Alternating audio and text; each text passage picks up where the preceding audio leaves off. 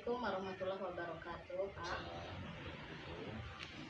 Baik, berdasarkan kesepakatan kita kemarin, Pak, kita akan melakukan wawancara tentang pengambilan keputusan berbasis nilai-nilai kebajikan sebagai pemimpin yang ada di sekolah ini, Pak.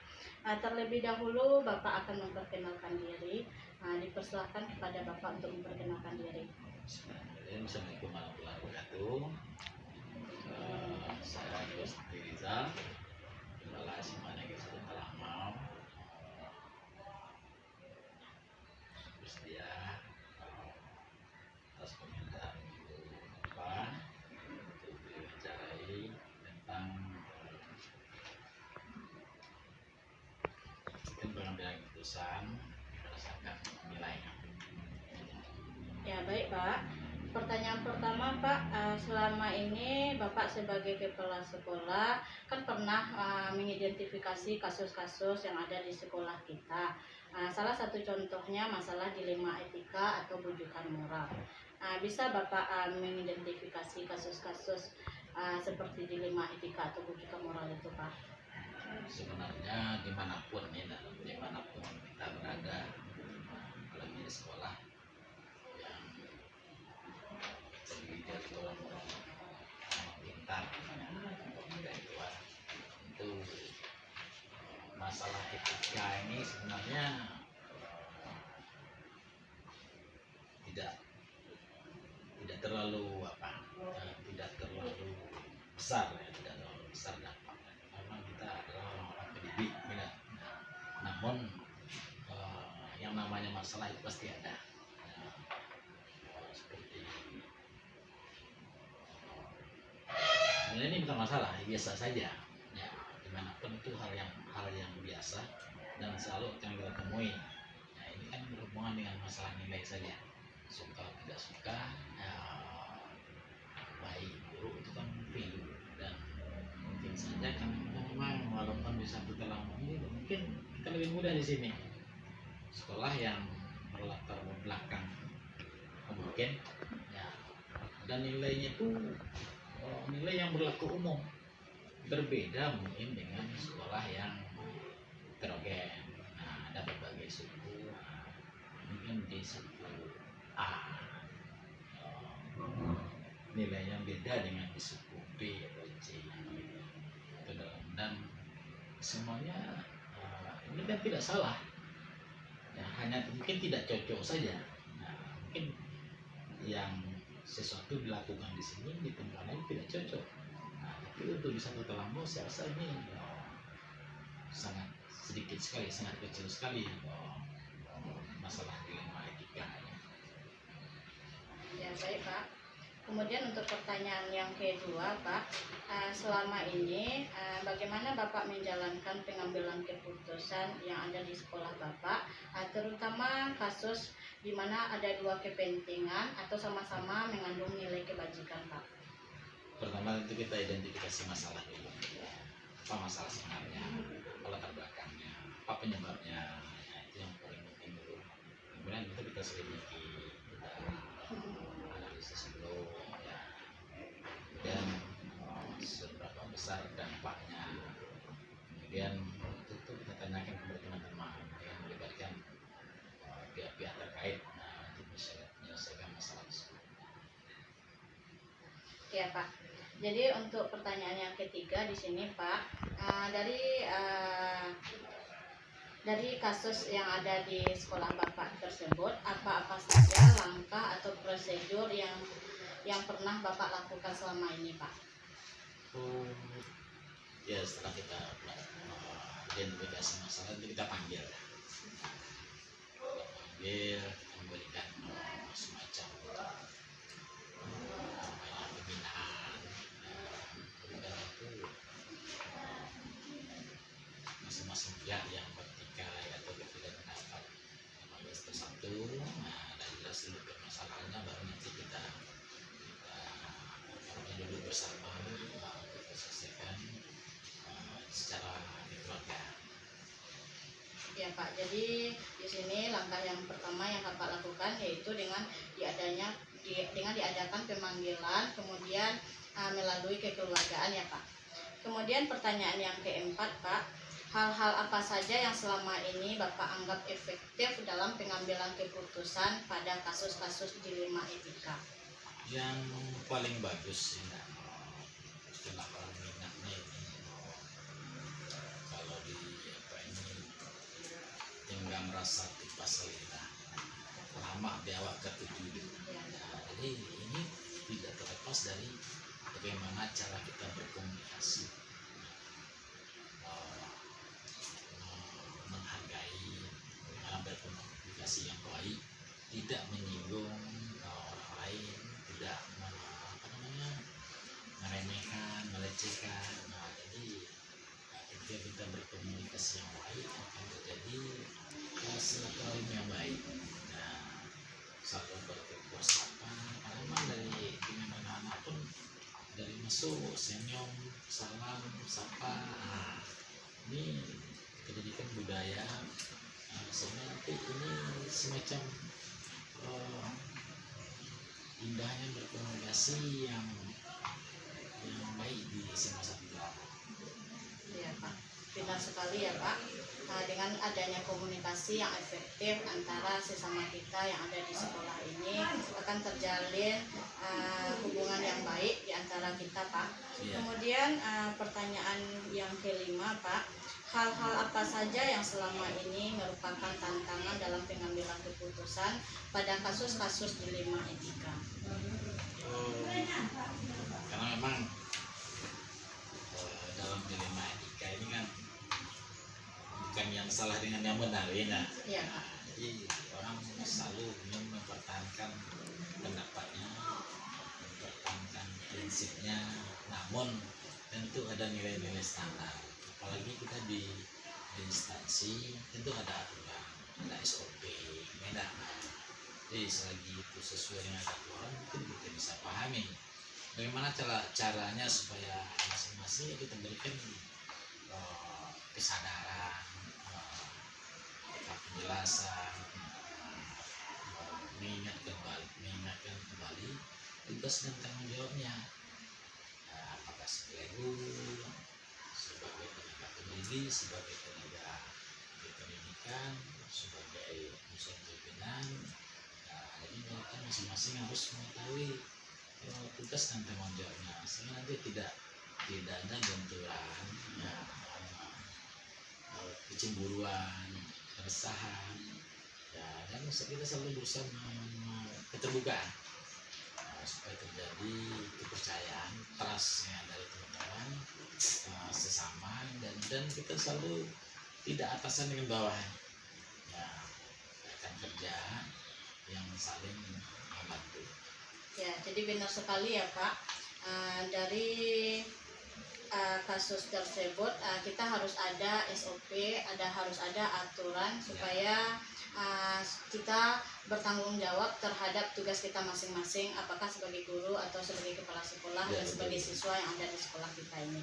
Kemudian pertanyaan yang keenam Pak, apakah Bapak memiliki sebuah tata kelola atau jadwal tertentu dalam sebuah penyelesaian kasus dilema etika? Apakah Bapak langsung menyelesaikan di tempat atau memiliki sebuah jadwal untuk menyelesaikannya? Bentuk atau prosedur seperti apa yang Bapak lakukan selama ini? Tata kelola itu penting, dan tidak bisa lepas dari aturan main. Kalau kita berhubungan dengan aturan main, bagaimana cara? Yang pertama kita mengidentifikasi dan melihat seberapa besar masalahnya. Kalau masalahnya besar harus segera kita selesaikan, tidak perlu tunggu-tunggu. Kemudian lihat dulu seberapa besar. Kalau mungkin permasalahannya hanya mungkin bisa diselesaikan oleh teman-teman wakil, diberi kesempatan untuk bisa menyelesaikan sendiri permasalahannya, itu kan lebih bagus. Sampai ke pimpinan, memberikan orang-orang semuanya kan orang-orang pintar semuanya, orang sudah pendidik. Mungkin masalah kecil harus diselesaikan oleh sekolah juga, harus pimpinan juga, harus segera juga. Kita lihat dulu seberapa besar masalahnya, kemudian kita cari waktu yang tepat.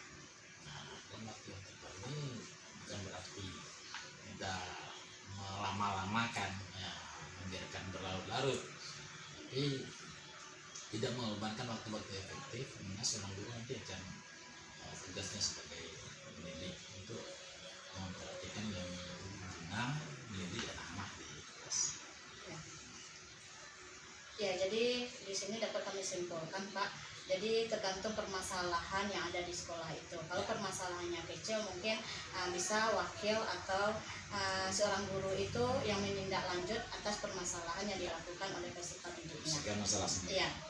Kemudian pertanyaan yang ketujuh Pak, adakah seorang atau faktor-faktor yang selama ini mempermudah atau membantu Bapak dalam mengambil keputusan dalam kasus dilema etika ini Pak? Oh, itu pasti.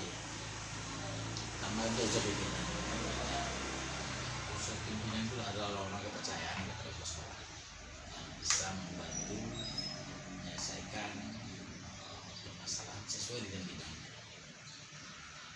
Kemudian itu kita juga tidak melepaskan begitu saja.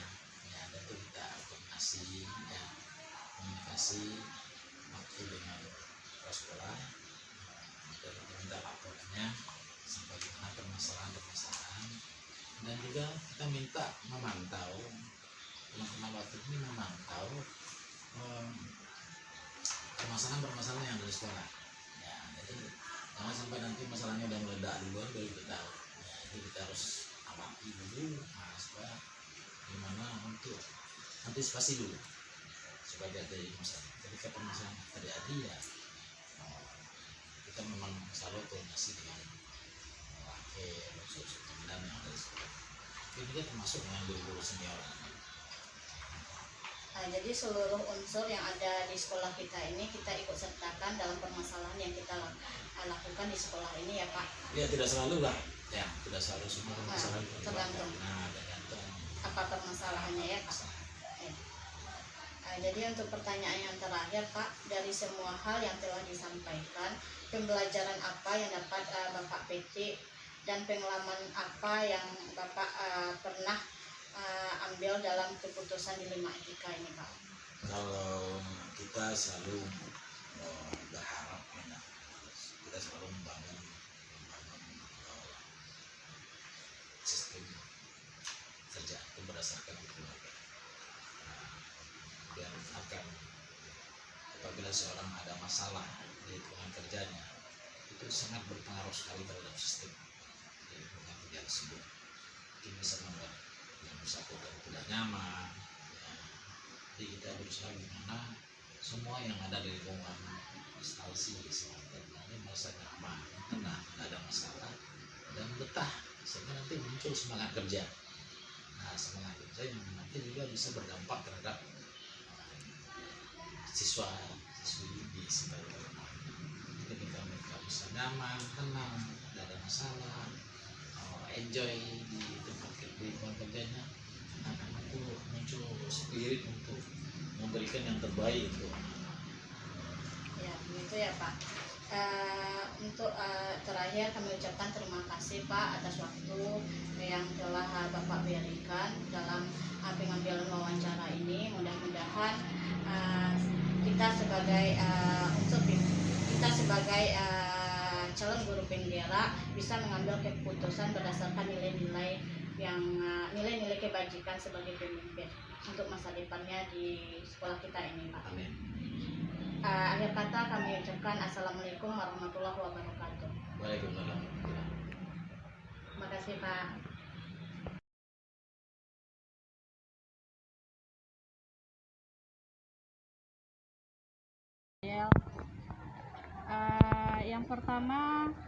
Pertanyaan pertama di sini Pak, bagaimana Bapak mengidentifikasi kasus-kasus yang merupakan dilema etika atau bujukan moral yang ada di sekolah Bapak? Terima kasih Ibu Farina. Terlebih dulu tentu kita melihat dalam ini dari sudut pandang apa kita melihatnya. Kita bisa melihatnya dari sudut pandang moral ataupun dari sudut pandang hukum. Apabila kasus tersebut melawan hukum, contohnya penggunaan narkoba, maka sudah tentu itu adalah benar melawan salah. Namun jika masih dikatakan sebagai benar melawan benar, maka masalah tersebut itu dinamakan sebagai dilema etika. etika.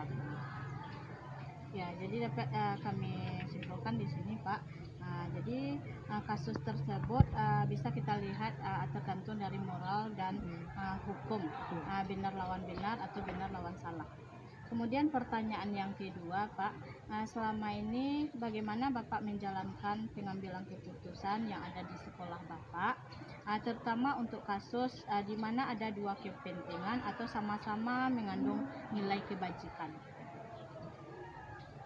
Tentu saja kita melihat terlebih dahulu mana yang memiliki dampak paling, artinya itu dampak negatifnya itu paling sedikit. Kalau seandainya suatu masalah itu akan menimbulkan dampak yang besar terhadap sekolah, tentu hal itu harus kita hindari. Tapi kalau seandainya dengan kita menyelesaikan masalah tersebut tidak ada dampaknya ataupun tidak ada membekas ataupun tidak akan merugikan pihak lain, maka hal itu akan kita laksanakan. Ya. Jadi untuk pertanyaan yang ketiga, Pak, dari kasus yang ada di sekolah Bapak, apa-apa saja langkah atau prosedur yang Bapak lakukan selama ini, Pak? Pertama kita tentukan dulu apa akar masalahnya. Akar masalah apa? Kemudian siapa saja yang terlibat. Selanjutnya tentu kita tanyakan dulu kepada orang terdekatnya. Umpamanya masalah siswa, tentu terlebih dahulu yang terdekat itu adalah, kalau di sekolah ini adalah wali kelasnya, kemudian juga guru BK-nya, dan kalau seandainya tidak selesai di sekolah tentu akan kita panggil orang tuanya. Itu yang bisa kita lakukan. Kemudian Pak, pertanyaan yang keempat, hal-hal apa saja yang selama ini Bapak anggap efektif dalam pengambilan keputusan pada kasus-kasus dilema etika ini, Pak? Apa tadi pertanyaannya? Hal-hal apa saja yang selama ini Bapak anggap efektif dalam pengambilan keputusan pada kasus dilema etika ini, Pak? Tentu kita mencoba dulu menganalisis kasus tersebutnya, kemudian kita tentukan solusinya. Nah, hal ini kita sesuaikan dengan peraturan dan norma yang berlaku, serta mengedepankan kepentingan umum. Seperti yang tadi kita kedepankan kepentingan umum. Apakah solusi yang akan kita lakukan itu bermanfaat tidak bagi orang banyak, atau juga berdampak jangka waktu panjang? Nah, itu yang kita perlu perhatikan. Kemudian pertanyaan yang kelima di sini, Pak, hal-hal apa saja yang selama ini merupakan tantangan dalam pengambilan keputusan pada kasus-kasus dilema etika? Hal yang biasa kita temui itu adalah benturan kepentingan. Nah, kadang kepentingan ada beberapa kepentingan yang saling berbenturan. Nah, ini yang menjadi tantangan dalam mengambil keputusan kita. Selanjutnya pertanyaan yang keenam, Pak, apakah Bapak memiliki sebuah tata kelola atau jadwal tertentu dalam sebuah penyelesaian kasus dilema etika? Apakah Bapak langsung menyelesaikan di tempat atau memiliki sebuah jadwal untuk menyelesaikannya, Pak? Bentuk atau prosedur seperti apa yang Bapak jalankan selama ini, Pak? Kalau menyangkut permasalahannya itu bisa kita tangani langsung, tentu kita tangani secara langsung.